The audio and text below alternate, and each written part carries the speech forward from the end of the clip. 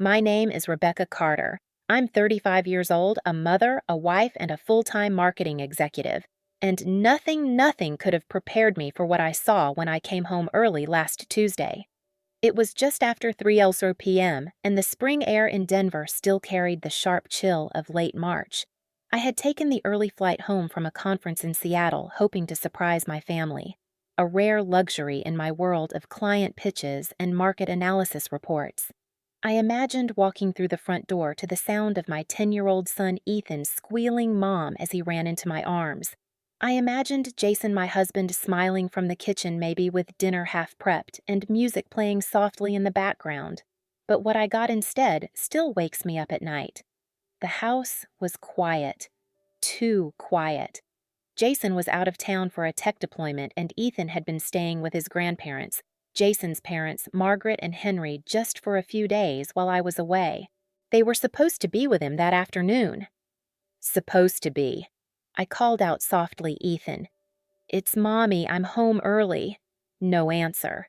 I walked through the hallway, the sound of my heels muffled against the carpet. The dining table had a half-eaten sandwich and a glass of orange juice, but no sign of anyone. I checked the kitchen. Empty. Living room. Empty. The silence felt like pressure against my chest. And then I heard it. A small sound, almost like a whimper. I followed the sound down the hall to Ethan's bedroom. The door was shut, which was unusual. I knocked gently. Ethan, baby, you okay? Mom, came a small voice, choked and hesitant. When I opened the door, what I saw will stay with me forever. Ethan was sitting on the floor by his bed, knees pulled to his chest, tear streaks dried across his cheeks. His favorite blanket was bunched under him like he'd tried to make a nest for safety. On the floor in front of him were the torn-up pieces of a drawing, a colorful picture of me, him and Jason at the beach from last summer. It had been ripped straight down the middle. I dropped to my knees beside him. Sweetheart, what happened? He looked at me, eyes wide and full of something far too old for a 10-year-old to carry. I didn't mean to make Grandma mad, he whispered. She said I needed to learn respect.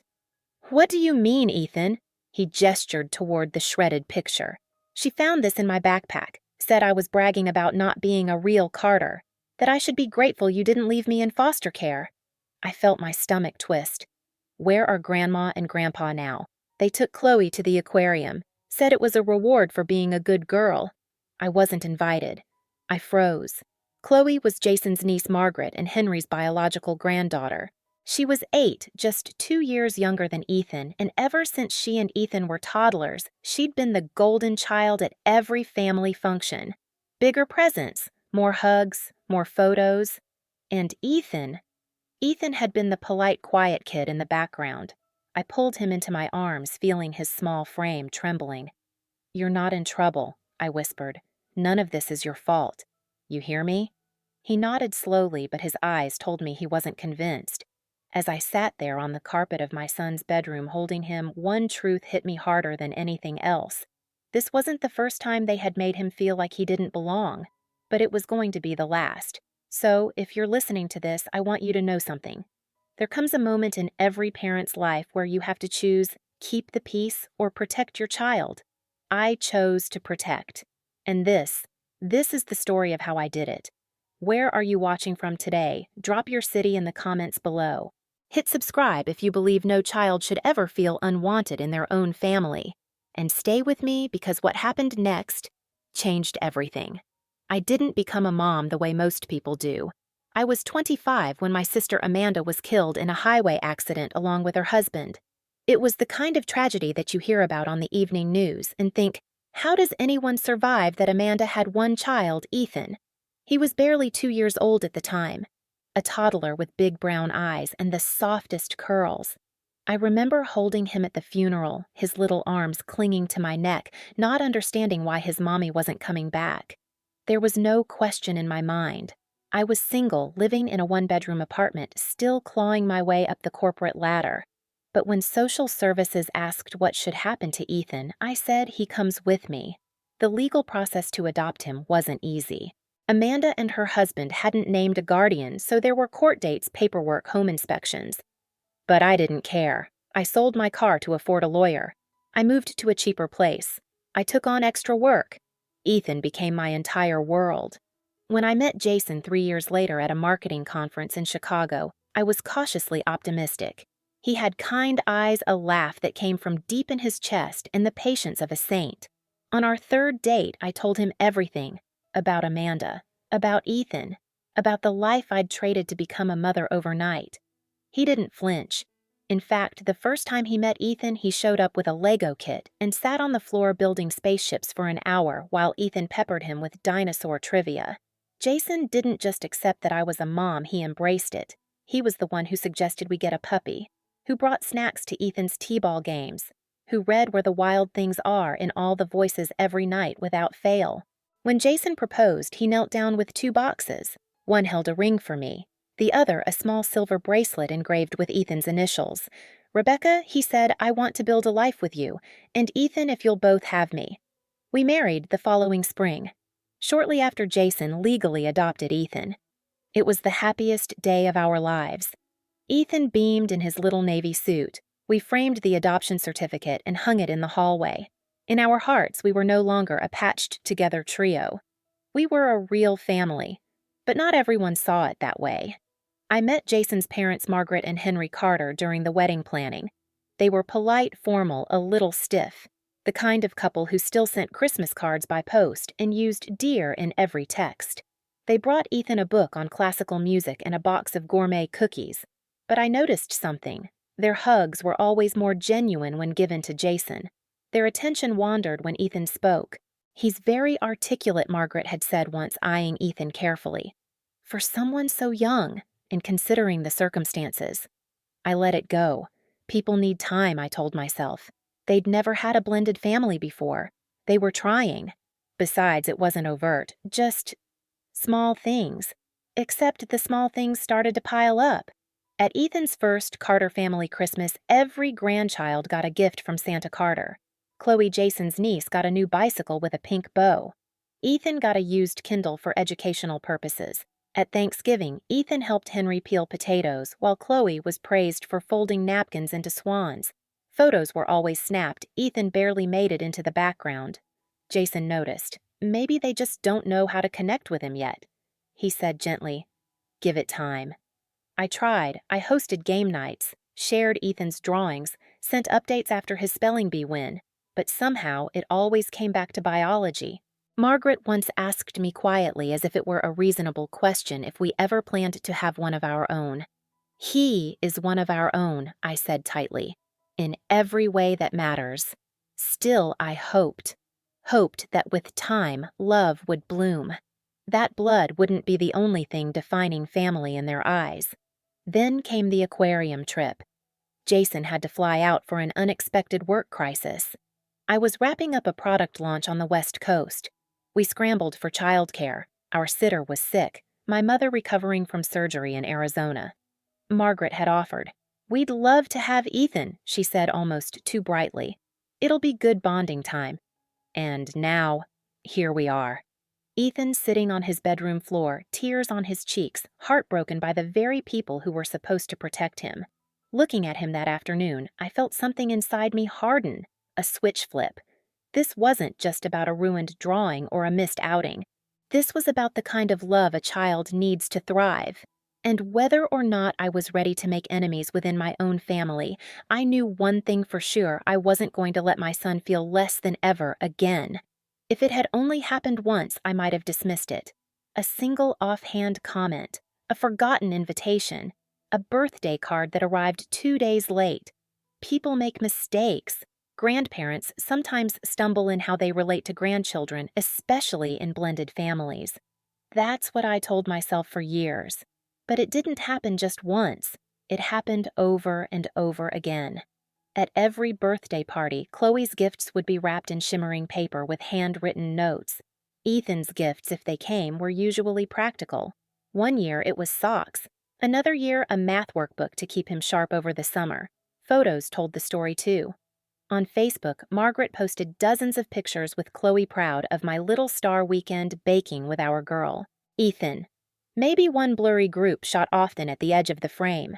At family dinners, Margaret would always ask Chloe about school, her friends, her dance classes. Ethan. She'd offer a polite nod, maybe a how's school without waiting for the answer, and Ethan noticed. He never said anything at first. He's always been a thoughtful kid, observant internal. But sometimes after we got home from these gatherings, I'd find him quiet in his room. Once he asked Mom, "Is there something wrong with me?" "What do you mean, sweetheart?" "Grandma always seems disappointed when I talk. Maybe I'm not what she expected." I fought back tears that night.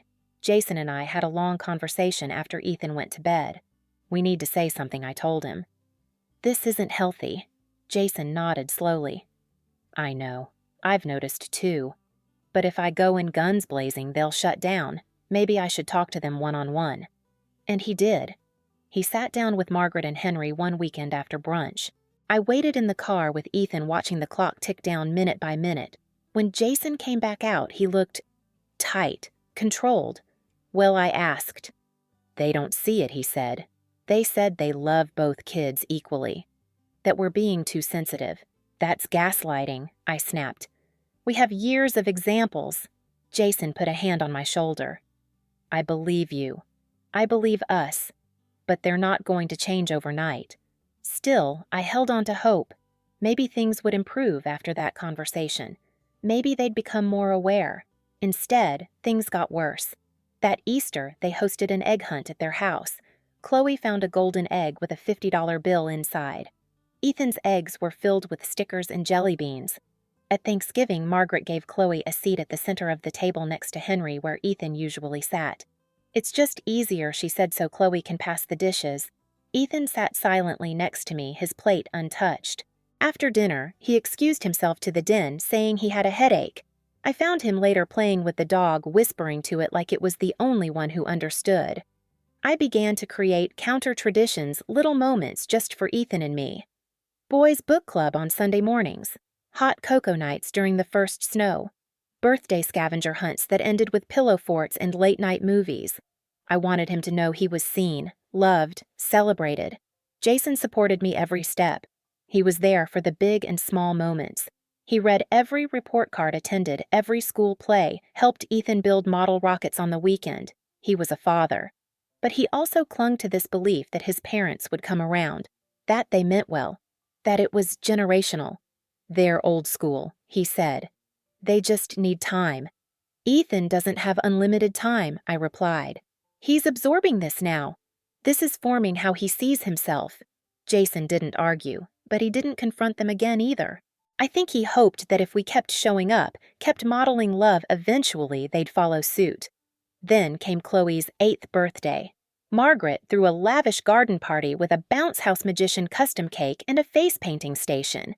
Ethan wasn't invited. Margaret said it was a girls-only event. You know how Chloe is, she wants it to be just her little friends. I nearly lost it. "She's a child," I told Jason, "not a society hostess." That weekend, we took Ethan to a science museum, bought him a build-your-own robot kit, ate pizza, and stayed up late watching Wall-E. But when he looked at me that night and asked, did I do something to make Grandma not want me there, my heart cracked in two. It wasn't just favoritism anymore. It was rejection. Ethan didn't have the words for it yet, but I did. Emotional neglect. It was subtle, polished, cloaked in civility, but it was no less damaging. And that's why when Jason suggested leaving Ethan with his parents during our overlapping work trips, I hesitated. "They've been asking to spend more time with him," he said. "Maybe this is a chance." But I remembered the egg hunts, the birthdays, the look in Ethan's eyes when he thought no one saw. "I don't know," I said. "My mom's still recovering, but maybe I can push back the trip." Jason sighed.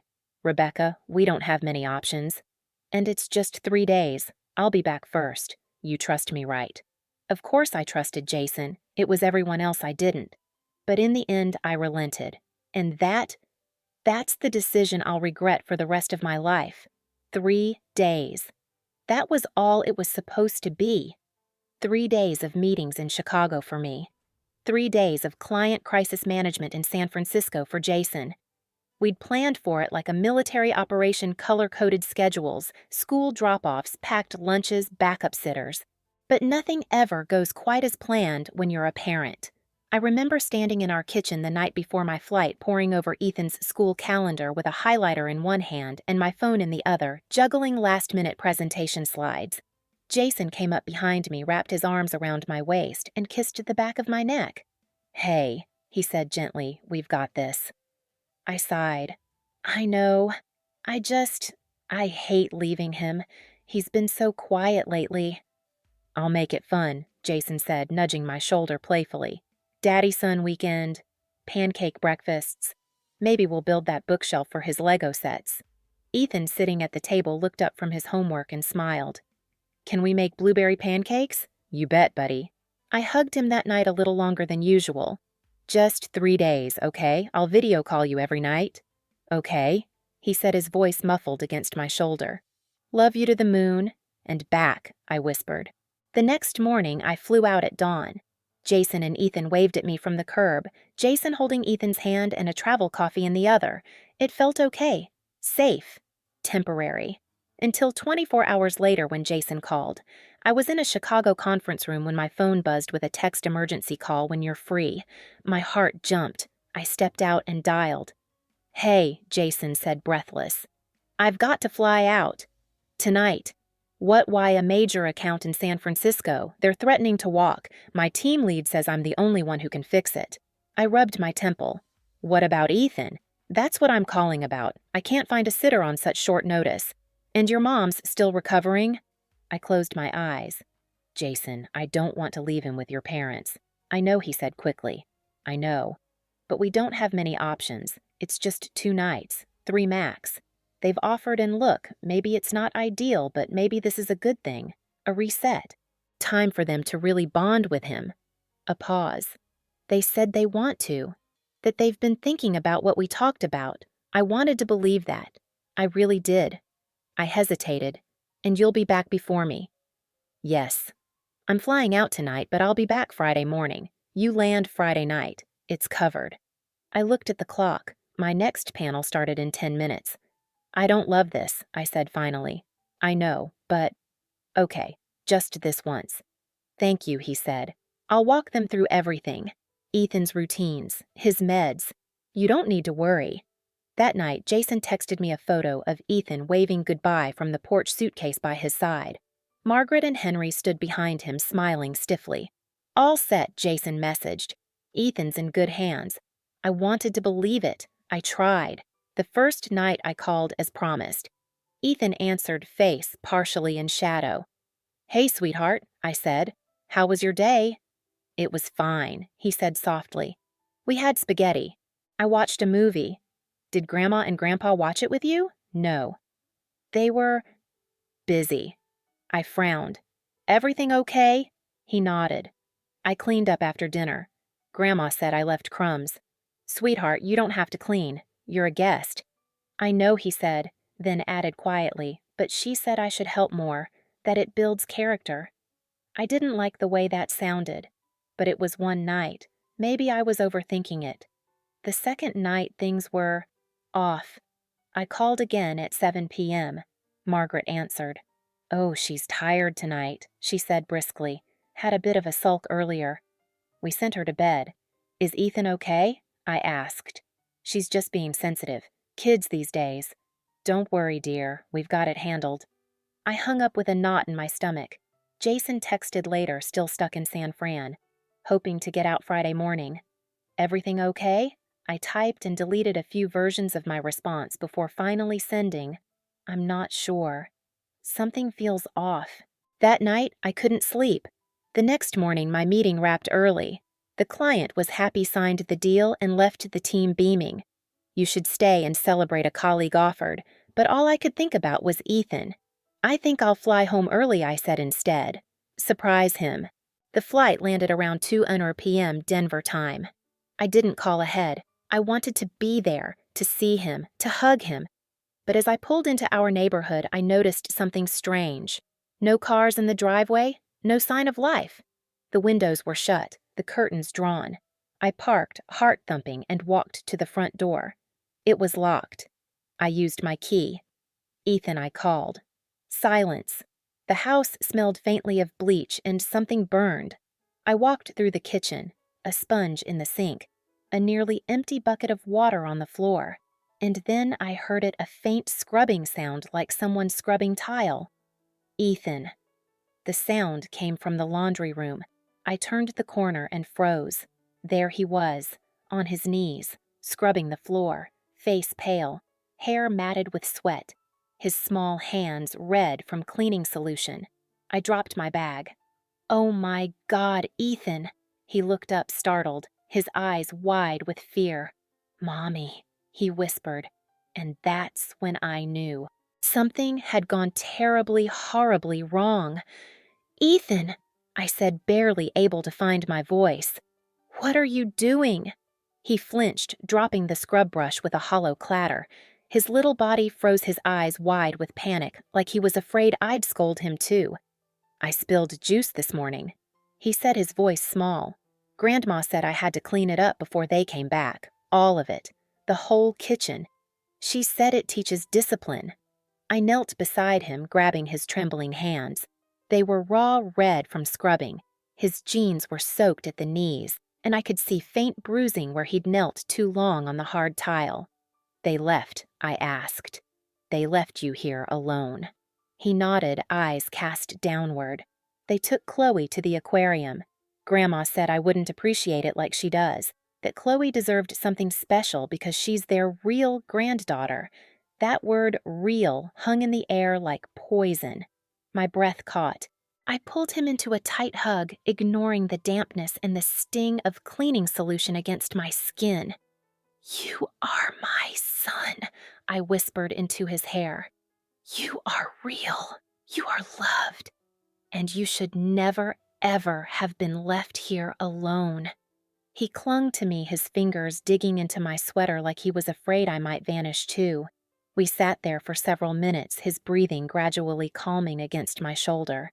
Then gently I pulled back and said, "Let's get you cleaned up." I helped him into the bathroom, washed his hands and face, and found his softest pajamas. He didn't want to let go of my hand, so I sat beside him as he curled up on the couch under his favorite blanket. Then I stood up and made a call. Jason answered on the first ring. "Hey, what's going on?" I didn't waste time. "Your parents left Ethan alone," I said flatly. "They took Chloe to the aquarium. Ethan's been scrubbing floors for hours. His knees are bruised, his hands are raw. And they told him he wasn't a real part of the family." There was silence on the other end, a long, tense silence. Then Jason said, voice tight with rage, "I'm getting the next flight home." "You won't make it before they return?" I said. "But don't worry, I'll handle it." He hesitated. "You sure you'll be okay?" I looked over at Ethan, now dozing lightly under the blanket. "I'm more than okay. I'm done." I didn't have long to wait. At 5:45 p.m., headlights swept across the living room as a car pulled into the driveway. I stood in the entryway, back straight, heart pounding with a mother's fury held barely in check. The front door opened. Margaret entered, first arms full of shopping bags with aquarium logos. Henry followed behind, laughing with Chloe perched on his shoulders. They stopped short when they saw me. Rebecca Margaret gasped, her hand flying to her chest. "What are you doing home? Where's Ethan?" Henry asked, suddenly alert.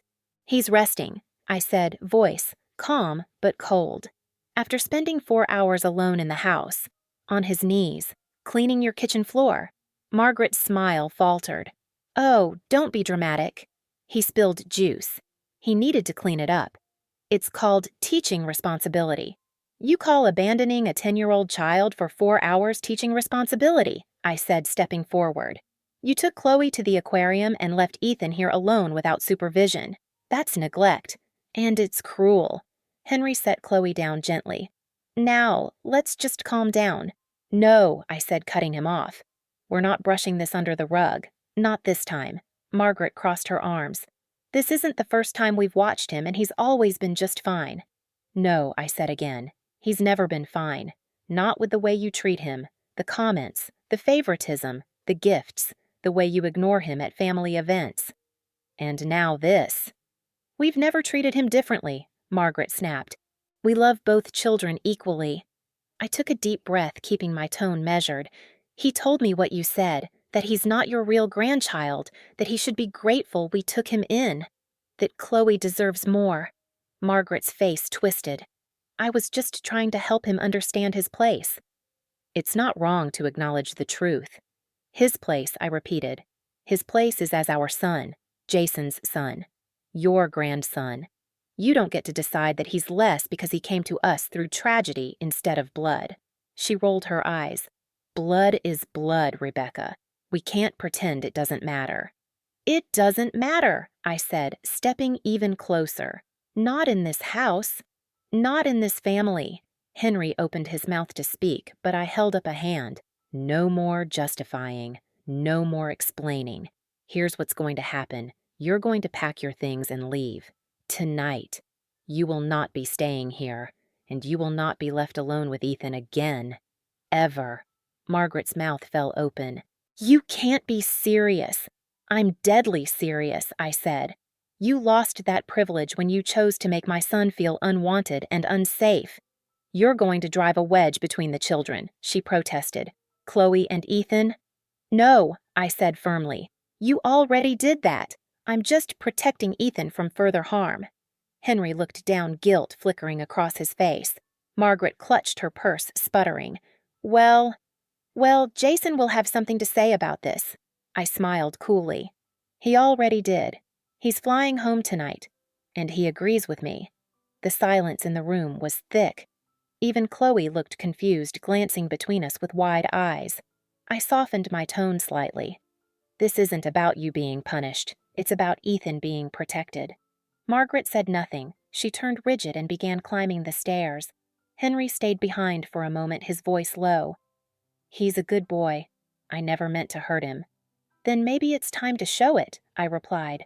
He nodded slowly, then followed his wife. As I watched them pack, I felt something shift in the house. Not peace, not yet, but power, the kind that comes from choosing your child's heart over anyone's approval. Jason got home just before midnight. I heard the door open, the sound of his suitcase bumping along the hallway floor, and then hurried footsteps. I was sitting on the living room couch, Ethan fast asleep on my lap, still clutching his favorite blanket.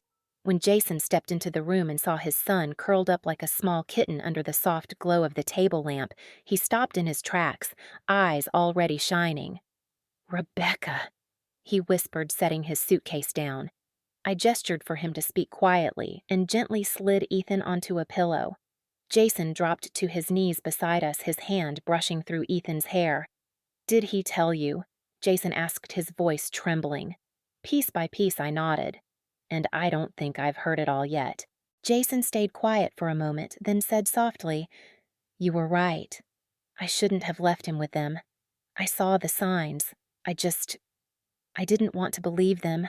I placed my hand on his shoulder. I understand. They're your parents. No one wants to believe their own mom and dad would hurt their grandchild. It wasn't just hurt, Jason said, repeating the word like he needed to feel its full weight. They made our son believe he was less than. We sat there in silence, watching Ethan's small chest rise and fall. Neither of us wanted to break the peace of that moment, fragile as it was.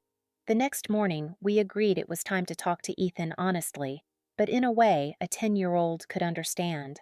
I made the blueberry pancakes I'd promised him days ago.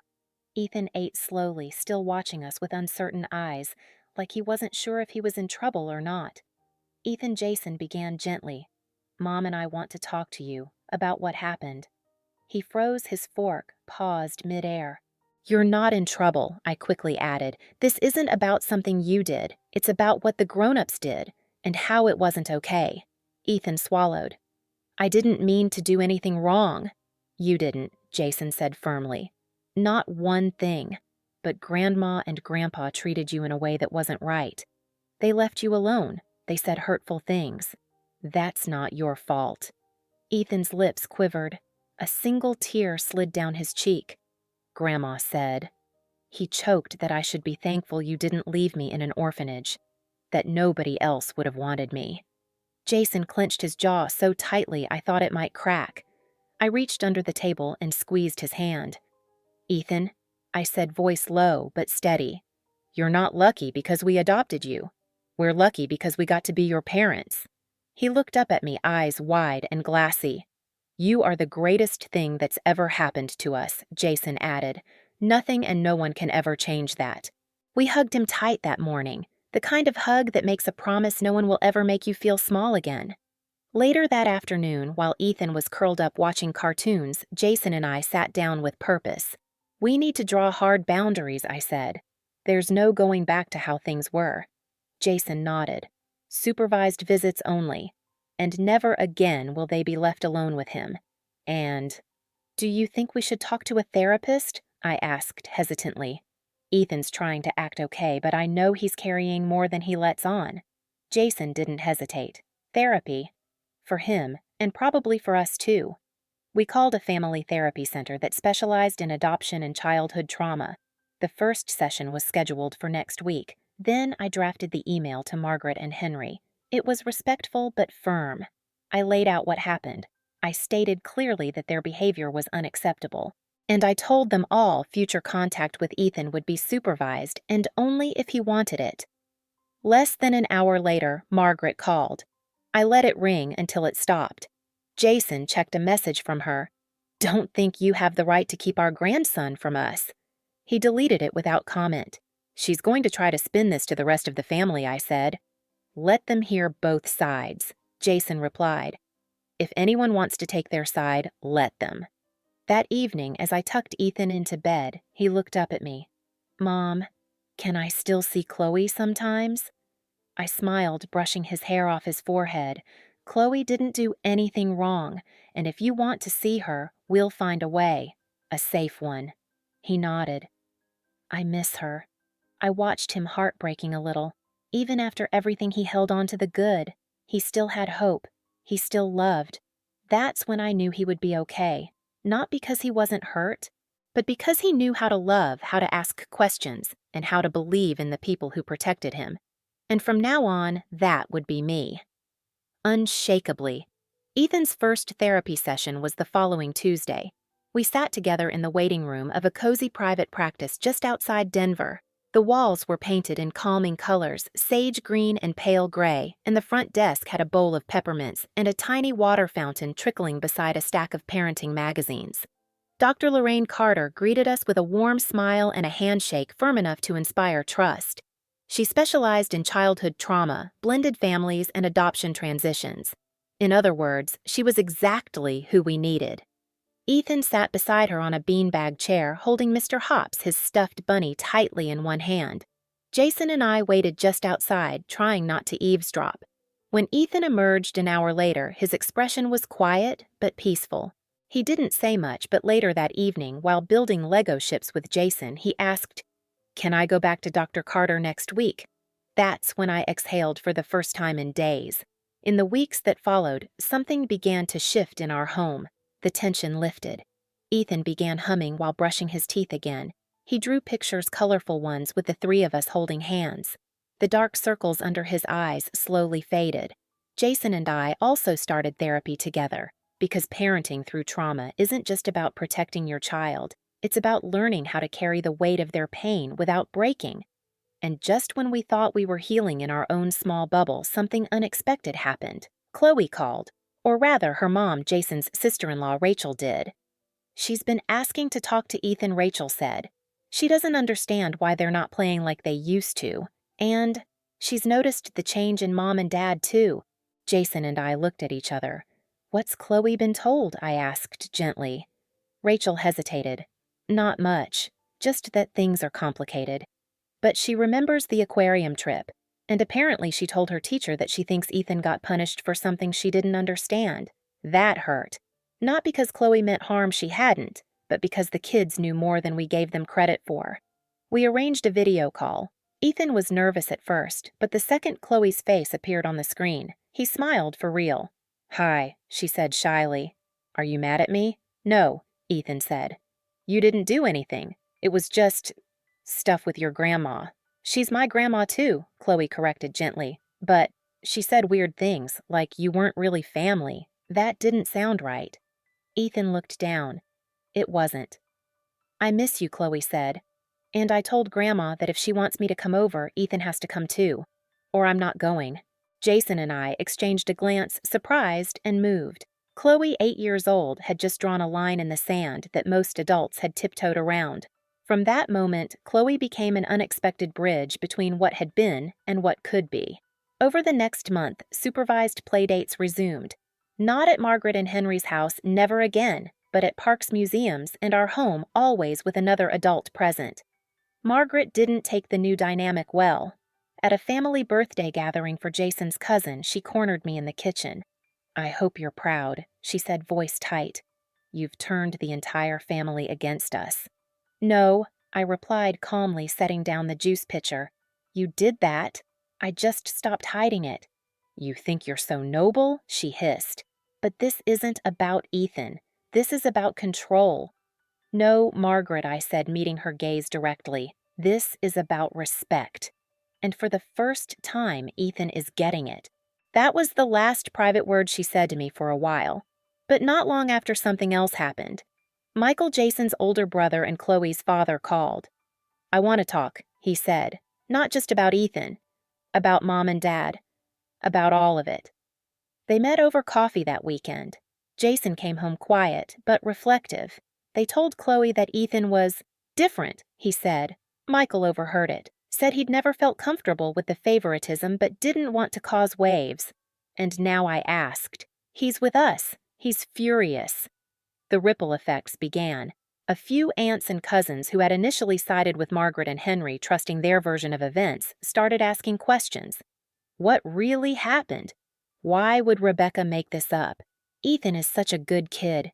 We didn't campaign. We didn't defend. We just told the truth. Ethan's story spoke for itself, and little by little the truth began to speak louder than the silence ever did. It started with a flyer in Ethan's backpack. Spring music showcase, 3rd grade choir performance, families welcome. He handed it to me with a shy smile. "I'm singing lead in the last song." I blinked. "Wait, lead." He nodded, eyes lighting up. "Ms. Taylor asked me because I didn't miss a single rehearsal." I kissed the top of his head. "You're amazing." We cleared our schedule. Jason rescheduled a client meeting. I bought a new button-down shirt for Ethan, and we made sure Dr. Carter, our family therapist, helped Ethan prepare emotionally for what we knew could be a complicated evening because Margaret and Henry would be there too. Chloe was also performing. We couldn't and wouldn't tell Ethan to avoid his own concert just because others would attend.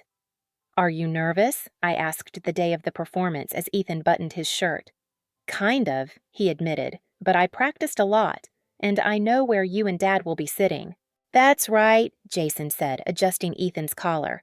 "Front row middle. We've got you." The elementary school auditorium smelled faintly of popcorn and floor wax. Tiny paper flowers lined the stage. Teachers bustled around with clipboards. We found our seats early. I saw them arrive, Margaret and Henry, with Michael and Chloe. Margaret wore her usual pale blue sweater set. Henry carried a camcorder. Chloe, in a sparkly purple dress, waved excitedly when she spotted us. I waved back. Margaret saw me, and for a moment our eyes met. She looked away first. The lights dimmed. The concert began. There were songs about Rainbow's springtime and friendship. I watched as Ethan stood tall in the second row, his hands at his sides, mouth moving confidently with every lyric. Then came the final number. Ms. Taylor introduced it. This song is about courage and standing up for yourself even when it's hard. I felt my throat tighten. Ethan stepped forward, alone. He sang. His voice, clear and unwavering, filled the auditorium. "You say I'm different, but I still belong. I'm learning how to be brave, how to be strong. You can't see inside me, but I know what's true. I'm not who you made me. I'm becoming someone new."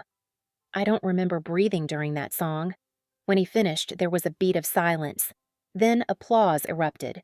Jason was on his feet first. Tears streamed down my face. After the concert, parents flooded the hall outside the auditorium. Cameras flashed, backpacks jostled, laughter echoed. Ethan found us quickly. He ran into Jason's arms and then into mine. "You did it," I whispered. "You were perfect." I was scared, he admitted, "but then I saw you two, and it was okay." Then Chloe appeared, tugging her dad along. "Ethan." "You were awesome." He blushed. "Thanks." You too. Can we take a picture together? She asked. We lined them up under the spring showcase banner, and then Margaret stepped forward. She looked different, tired, smaller somehow. She held her purse with both hands and stood before Ethan like someone trying to steady herself in a storm. Ethan, she began, I owe you an apology. He blinked, startled. Everyone around us stilled. What we did, was wrong. Very wrong, she said slowly. I should never have left you alone, and I should never have said those things about you not being real family. Ethan looked up at me uncertain. I gently nodded, letting him know he didn't have to say anything. It's okay, he said finally, his voice quiet. Automatic. Margaret shook her head. No, it's not. I need you to know that I'm trying to understand why I treated you that way. And I'm sorry. I don't expect you to forgive me. I just needed to say it. Henry stepped beside her, his voice gentler than I'd ever heard. We're sorry, Ethan. We were wrong. And we're trying to do better. Ethan looked at them both. Then at Jason. Then back at me. Are we gonna be friends again? He asked. Margaret's lips trembled. I would like that very much. It wasn't a Hollywood ending, but it was a start. A few minutes later, the kids ran ahead toward the ice cream stand set up by the PTA. Jason and I stood nearby watching them. Margaret and Henry didn't hover. They gave space. Jason exhaled slowly. Did that just happen? I nodded. It wasn't perfect, but it was honest. Do you think it'll last? I thought about it. Maybe, maybe not. But they're starting to realize something. This isn't just about them anymore. It's about Ethan, and whether they're willing to earn a place in his life the right way. Jason nodded. And if they're not, then he still has us. Always. We watched as Ethan laughed rainbow sprinkles on his nose, Chloe giggling beside him. For the first time in months, I felt hope settle in, not the fragile kind that trembles in silence, but the steady kind that comes when truth is finally spoken out loud. The days following the concert felt lighter. There was no grand announcement, no magic transformation, but in subtle, quiet ways, something had shifted in our family, not just in Ethan, but in us. For the first time in months, he didn't check the locks twice before bed. He stopped asking if Grandma was mad at him. He started humming again while feeding the dog doodling at the kitchen counter while I made dinner cracking jokes with Jason over breakfast. But we knew better than to assume that one apology erased years of micro wounds. We're not rebuilding trust in a weekend, Dr. Carter reminded us in our next therapy session. What you're doing now is called repairing, but you don't owe them full restoration. Jason and I nodded. I don't want Ethan to feel like he has to accept anything I added, especially not contact. Then you let him lead, Dr. Carter said. You model boundaries, you reinforce safety, and when they earn more time, then you consider more. So we created new rules. Margaret and Henry would only see Ethan in neutral public spaces. All visits would be planned in advance, approved by both Jason and me, and most importantly, agreed to by Ethan. No more surprise visits, no overnights, no unmonitored conversations. At first, Margaret pushed back. We're family, she said on a call one afternoon. Why should we need permission to see our grandson? Because you broke that trust, I said calmly. And trust doesn't come with a family discount. Henry, to his credit, didn't argue. We'll take what we can get, he said, even if it's just an hour at the park. And so it began. Their first visit was at the botanical garden. Ethan brought his sketchbook. Margaret brought apple slices. The conversation was awkward but civil. No one raised their voice. No one crossed any lines. At the end of the hour, Ethan asked to go home, and we left. That was progress. The second visit was at the library. They listened while Ethan talked about planets and dinosaurs. He drew them a picture of Jupiter. Henry put it in his wallet. That night, Ethan asked if they could come to his soccer game the following week. But only if they sit with you guys, he added. Not alone. You got it, I said. We'll make sure of it. As the visits continued, the dynamic changed. Margaret started asking Ethan questions not about grades or performance, but about feelings. What makes you laugh these days? What's the best part of your week? And slowly Ethan opened up. But we watched closely. There were moments, small ones, where Margaret would slip, a comparison to Chloe, a comment about how lucky Ethan is. But instead of ignoring it, I addressed it in the moment. "Let's be careful with our words," I said once when she made an offhand joke about rescuing Ethan. She nodded quickly. "Right, I'm sorry. No defensiveness, no deflection." That, too, was progress. Jason and I often debriefed after each visit. "How did you think it went better than last time? Do you think this is real or just performance? I think they're trying." And I think Ethan sees the difference.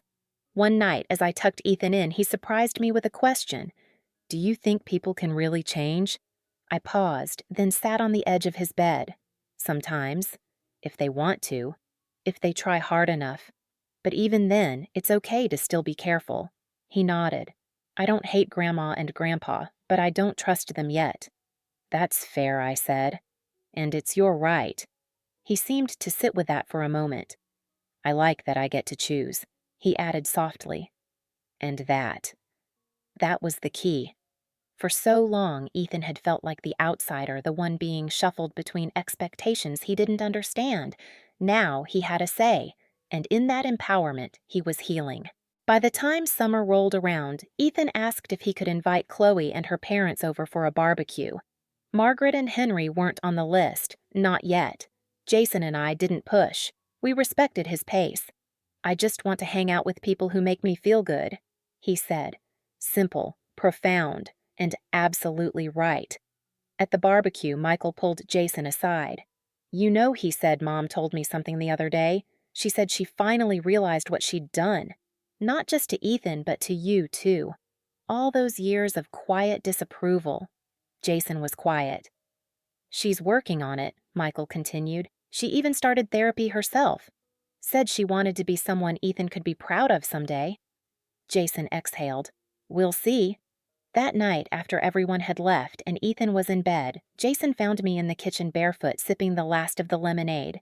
"You know," he said, "we may never fully repair everything, but we've built something better. What's that home where our son never has to question if he belongs?" It's been nearly a year since I came home early from Chicago and found my son scrubbing the kitchen floor alone, afraid and believing he didn't matter. A lot has changed since then. Ethan is thriving. He laughs more freely now. He doesn't flinch when the doorbell rings. He sings out loud in the shower and reads bedtime stories to the dog. His school counselor says he's more confident. Dr. Carter tells us he's emotionally grounded for a child who's been through what he has. And every so often in the quiet moments when we're making pancakes on Sunday or watching a movie under a blanket, he'll say something simple like, "I love our family." And my heart breaks a little. And heals at the same time. Jason and I are stronger too, not because we got everything right, but because we finally faced the hard truth that protecting your child sometimes means disappointing the adults around you, especially when those adults are family. We learned that family is not about shared DNA or old photo albums or last names on a Christmas card. It's about showing up, every day, in every small and big way. It's about making your child feel safe, not just physically, but emotionally. It's about never making them question their place in your heart. Margaret and Henry, they're still in the picture, but on Ethan's terms. And on ours.